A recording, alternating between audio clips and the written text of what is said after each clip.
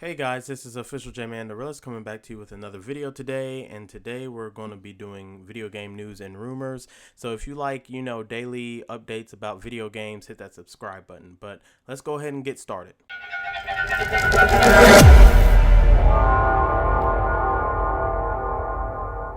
So the first thing we're going to talk about is a rumor from a notable Chinese leaker for Shin Megami Tensei 5 Complete Edition. So Dian Dong Langu Lu. I'm sorry if I butchered the name. A user on the Chinese forum A9VG, known for their cryptic PlayStation related leaks, teased the upcoming announcement of a Shin Megami Tensei 5 Complete Edition in June 16th post. Now this dude is so credible that he teased the announcement of Armored Core, the new Armored Core game. I think it's Armored Core 6 Fires of Rubicon.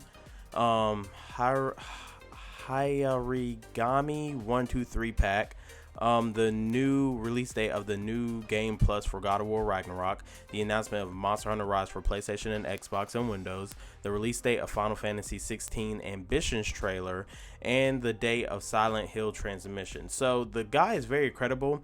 From what I was reading of the article, they said the announcement might happen July the 1st, which is also the start of the Anime Expo 2023. They said there's not going to be any, announcements at the concert, but it doesn't rule out that there will be an announcement before the concert. So be on the lookout for Shin Megami Tensei 5 Complete Edition. I also have this game. Well, I have Shin Megami Tensei 5. I didn't know there was a complete edition. I thought the game was already complete, but maybe I'm tripping. But yeah, let's go ahead and go into the next article. So the next article is Batenkaitos, I think that's how you say it, 1 and 2 HD remaster, which launches September the 14th. So the overview is players will have the opportunity to discover or rediscover the emotional journeys of the batenkaitos series, which features distinct card-based RPG systems that allow for split-second decisions, edging participants closer to victory. Players will take the role of a guardian spirit and guide each game's protagonists and their companions through their journey. So this one, I believe, it does release on the Switch September 14th in North America, Japan, and Asia, and September 15th in Europe, and the publisher is Bandai Namco. But the whole thing about it is, I believe there's only a physical edition being released in Japan and Asia. There's no physical edition for North America. I believe it's only digital. So if you want the physical edition, go to Play Asia. Go ahead and pre-order it so you can have that. And it's a 2-pack game. The second one is batenkaitos Origins, which takes place 20 years before the events of the first game. But if you're looking forward to this game, you want to have some nostalgia and replay your favorite game, I would go ahead and pick this up. I'm going to go ahead and pick it up. I've never played it before. It looks pretty interesting and I'm excited. Let's go on to the next one. So the next game, which I'm also excited for because I'm a big Fate Slash fan, Fate Slash Remnant will launch for PlayStation 5, PlayStation 4, Switch, and PC via Steam on September 28th in Japan for 9,680 yen. Publisher Koei Tecmo and developer Omega Force announced in a now private video uploaded to PlayStation Japan Twitter account. And since the video was likely published earlier than intended, the Western release date is currently unknown. But worldwide, Koei Tecmo releases are generally launched one day later in the West, so probably September the 29th is likely the worldwide release date. I plan on picking this up again physically, so I'll probably order it from Play Asia because I'm not a digital person. I'm just not. Actually, I plan on making a video of what type of gamer I am. But I'm just not a Game Pass is fun, but I do buy the games off of Game Pass, physically if I like them. But let's go ahead and go on to the next one. Funny enough, the next one is what's coming to Xbox Game Pass in late June and July. So in late June and July, what we got coming is Ramble, Fist Forged in Shadow Torch, NFS Unbound, Arcade Paradise, which the arcade like shooters type things, Story of Seasons. I actually have this pre-ordered for Xbox, the I think special edition, limited edition. which is probably dropping day one to Game Pass, and it's coming out day one too. But I went ahead and ordered the special edition. We got Sword and Fairy. I actually had this pre-ordered for PlayStation because it was physically, and I ordered the limited edition. I'm probably going to keep the limited edition for PlayStation 5, but also still play it on Xbox because, I'm an achievement and trophy person. So, I love getting achievements and trophies. And then the next one, which is a new game that was announced at, I want to say, Future Game Fest, The Book Walker. And so that's what's coming out in late June, July. The thing I'm, I guess, interested in the most is Fist Forged and Shadow Torch, Sword and Fairy, and Story of Season. Maybe the Book of Walker. We'll see. I'm not really a racing type person with NFS Unbound. Arcade, arcade games are fun. And Ramble, the Mountain King, or Bramble, my bad, the Mountain King. I don't know, but I think Story of Seasons I'm looking more forward to because, I like games like Harvestella, Ruin Factory, and all that stuff. So Story of Seasons look like it's going to be a game for me. So let's go on to the next one. So Metaphor ReFantazio has finally been announced for PlayStation 5, PlayStation 4, and Steam. I'm kind of shocked that, I'm sorry, Nintendo Switch people, that it hasn't gotten announced yet, but maybe tomorrow in the Nintendo Direct, it might get announced. I'm not sure. If they made it for the PlayStation 4, maybe they might have made it for the Switch. It's kind of like Persona 3 Reload, I noticed a lot of Atlas games are skipping Switch, like Soul Hackers 2. They said with Unity, it just didn't work right on Nintendo Switch. So maybe later down the line, either this generation, maybe tomorrow, or Switch 2, maybe it'll come out for the new Switch. But Metaphor ReFantazio is looking to be a very awesome game. They did have a I want to say a live stream today talking about the game. And one of the things I want to talk about is the theme of the game. And Hashiano wanted to convey a message to the fans for this, through this fantasy RPG.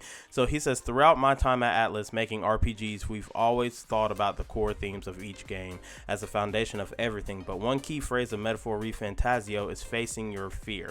Ever since we were primates, humans have always grappled with fear as a fundamental part of our shared experience. Depending on the person, fear can either paralyze somebody or maybe even cause their decline, but it can also propel people forward at times too. It's a very fundamental emotion we experience as humans, and depending on how we view it, it can push us to somewhere outside of our comfort zones. That's a key concept we try to explore in Metaphor ReFantazio. And then he goes on to say, fear may sound like a simple theme, but because it's so simple, we hope people don't walk away thinking that was a fun momentary escape. Now back to reality, where nothing has changed. Rather, we genuinely want people to feel something about their life, maybe even feel encouraged or empowered through playing this game.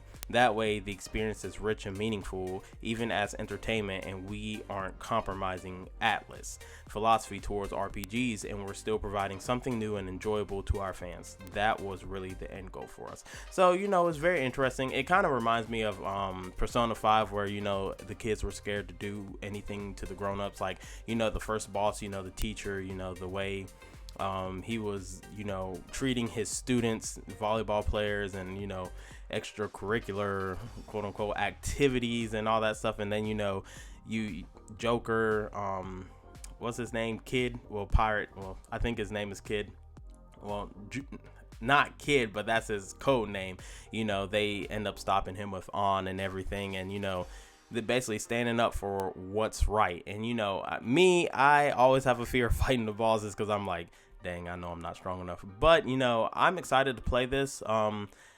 Go look at that live stream. The live stream tells you a whole lot. And even this article has everything the live stream had. So I'm not going to read everything. I just wanted to read that little section to y'all. But yeah, I'm really excited for this game. It comes out in 2024 for all systems except for the Switch right now. But let's go on to the next article.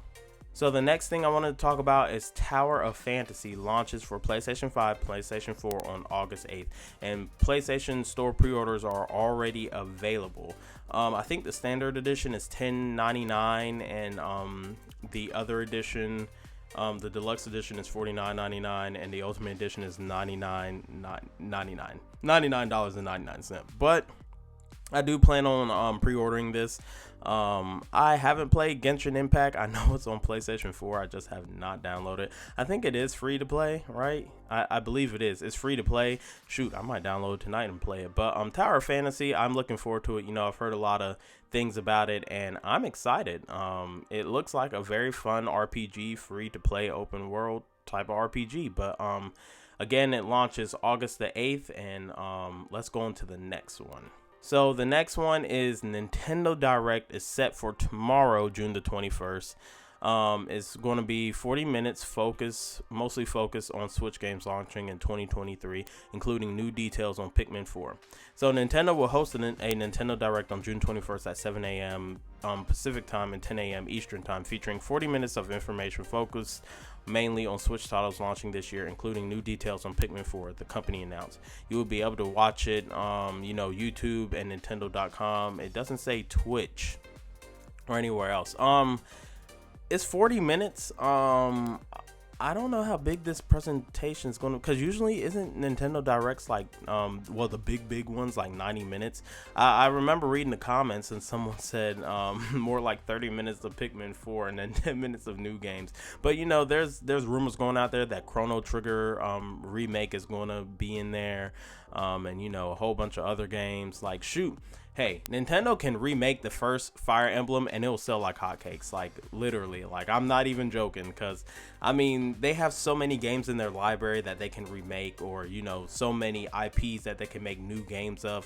It's crazy. Nintendo has built themselves to a point where it feels like they'll never run out of ideas or games to make, or new games to make, and old games to remake.